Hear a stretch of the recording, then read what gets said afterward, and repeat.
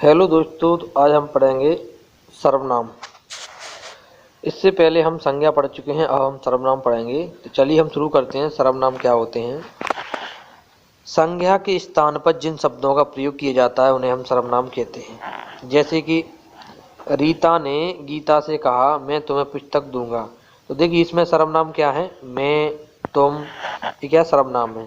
सीता ने रीता से कहा, मैं बाजार जाती हूँ। तो मैं क्या है? ये सर्वनाम है। ठीक है।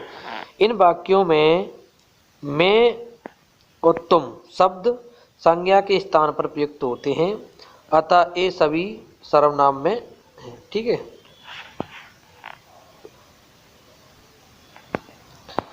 सर्वनाम के भेद। सर्वनाम के मुख्यतः कितने भेद होते हैं? सर्वनाम के मुख्यतः 6 भेद होते हैं। ठीक है। कौन कौन से हैं?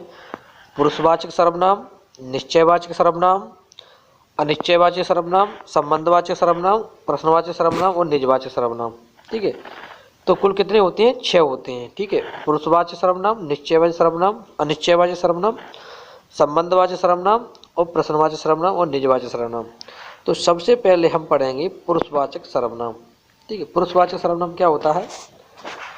जो सर्वनाम शब्द बोलने वाला अपने लिए, सुनने वाले के लिए या किसी अन्य के लिए प्रयोग करता है उसे हम पुरुषवाचक सर्वनाम कहते हैं। देखिए कैसे क्या करा है। जो सर्वनाम शब्द बोलने वाला अपने लिए, जो सर्वनाम शब्द बोलने वाला अपने लिए, सुनने वाले के लिए, किसी अन्य के लिए प्रयोग करता है, ठीक, किसी अन्य के लिए करता है, उसे पुरुषवाचक सर्वनाम कहते हैं। जैसे कि मैं अपने लिए कर रहा है, हम अपने लिए करता है, और सुनने वाले के लिए तुम। ठीक है। आज पुरुषवाचक सर्वनाम 3 प्रकार से प्रयोग किए जाते हैं। देखिए किस प्रकार प्रयोग किए जाते हैं। सबसे पहला आता है उत्तम पुरुषवाचक। ठीक है। उत्तम पुरुषवाचक कौन होता है? जिस सर्वनाम शब्द का प्रयोग 3 पुरुष, उत्तम, मध्यम एवं अन्य के लिए होता है, यानी व्यक्ति के लिए, व्यक्ति के नाम के बदले आने वाले सर्वनाम को पुरुषवाचक सर्वनाम कहते हैं। व्यक्ति के, जैसे किसी का नाम दिया है तो उसकी जगह पे क्या आ गया? मैं आ गया, तुम आ गया, इस प्रकार आता है। ठीक है। तो इसमें लिखा है कि मैं काम कर रहा हूँ, तो किसी व्यक्ति के स्थान पर आया है, मैं काम कर रहा हूँ। ठीक है। हम सब घूम रहे हैं, तो हम के लिए आया है। उत्तम कौन से कहलाएंगे? उत्तम पुरुषवाचक सर्वनाम कहलाएंगे। ठीक है। इसके बाद आता है मध्यम पुरुषवाचक।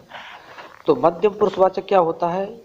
जिस सर्वनाम का प्रयोग सुनने वाले के लिए किया जाता है उसे मध्यम पुरुषवाचक सर्वनाम कहते हैं। जैसे कि तुम कहाँ जा रहे हो। ठीक है। तो इसमें क्या है? जिस सर्वनाम का प्रयोग सुनने वाले के लिए किया जा रहा है, तो हम कह रहे हैं उससे कि तुम कहाँ जा रहे हो, तो कोई सुन रहा है ना, उससे ही तो कह रहे हैं। तो क्या हो गया? मध्यम पुरुषवाचक हो गया सर्वनाम। ठीक है। तुम सब क्या लिख रहे हो, तो अन्य जो सुन रहा है उसके लिए बोल रहे हैं कि तुम सब क्या लिख रहे हो, तो क्या है? मध्यम पुरुषवाचक सर्वनाम है। इसके बाद आता है अन्य पुरुषवाचक सर्वनाम। ठीक है। इसको पढ़ेंगे तो देखिए, जिसके विषय में बात किया जाए, जिसके विषय में बात किया जाए वे सभी शब्द अन्य पुरुष में होते हैं। जिसके लिए बात की जाए वे सभी शब्द क्या होते हैं? अन्य पुरुष में होते हैं। जैसे कि वह चालक है, वह पागल है, ये सब का अन्य में आते हैं। ठीक है। इसके बाद हम पढ़ेंगे निश्चयवाचक सर्वनाम। ठीक है।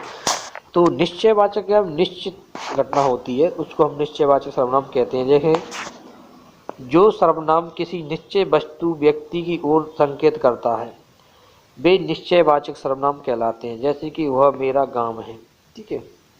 यह मेरी पुस्तक है, तो यह क्या है? निश्चयवाचक सर्वनाम है कि यह मेरी यही पुस्तक है। ठीक है। वह मेरा गांव है। ठीक है।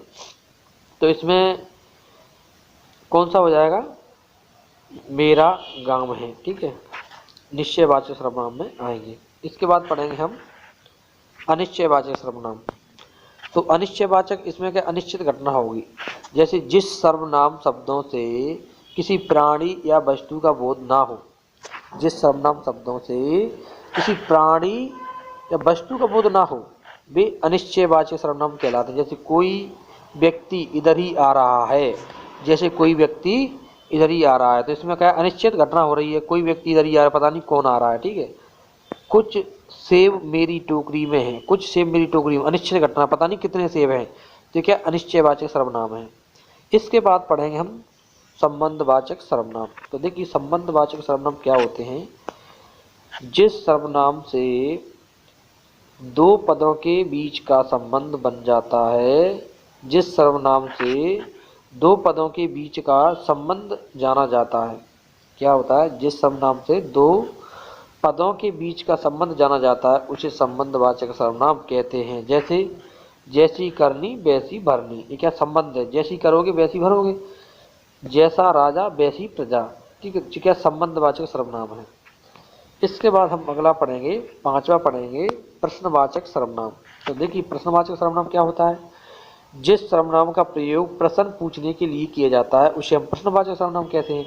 जैसे आज कौन आ रहा है, तो इसमें कौन है नहीं कौन है, ठीक है, प्रश्नवाचक है, प्रश्न लगाया है कि कौन आ रहा है, ठीक है, तुम किसको पत्र लिख रहे हो, तो ये किसको आया है या क्या आया है, कौन आया है, कब आ जाए, तो एक क्या है, प्रश्नवाचक सर्वनाम है, ठीक है, WH वाले शब्द कहलाते हैं। इसके बाद पढ़ेंगे हम निजवाचक सर्वनाम। ये निजीवाचक सर्वनाम क्या होते हैं, जिस सर्वनाम का प्रयोग वाक्य में कर्ता के लिए किया जाता है, जिस सर्वनाम का प्रयोग वाक्य में कर्ता के लिए किया जाता है उसे हम निजवाचक सर्वनाम कहते हैं। जैसे कि हम अपना काम अपने आप करना चाहिए, हमें अपना काम अपने आप करना चाहिए, अपने लिए स्वयं के लिए हो रहा है तो निजवाचक सर्वनाम है। तुम अपना काम स्वयं करो तो निजीवाचक हो रहा है, ठीक है, तो निजवाचक सर्वनाम हो गए। तो आज हमने क्या पढ़ा है, सर्वनाम पढ़ी हैं। दोस्तों अगर आपको हमारी वीडियो अच्छी लगती है तो हमारे चैनल को जरूर सब्सक्राइब करें और बेल आइकन घंटी में जरूर क्लिक करें, जिससे आने वाली हर वीडियो आपको समय पर मिलती रहे। थैंक यू, धन्यवाद।